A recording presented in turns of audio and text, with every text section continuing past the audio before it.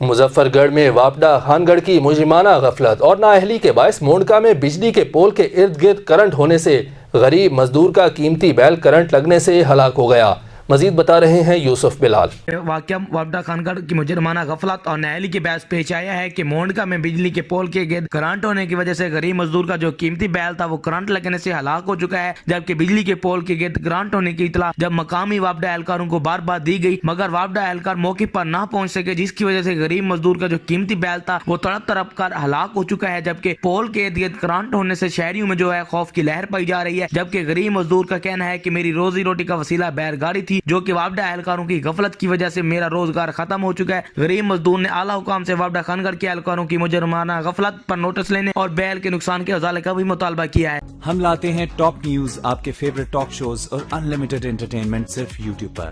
اگر آپ نے ابھی تک ہمارا چینل سبسکرائب نہیں کیا تو ابھی سبسکرائب کریں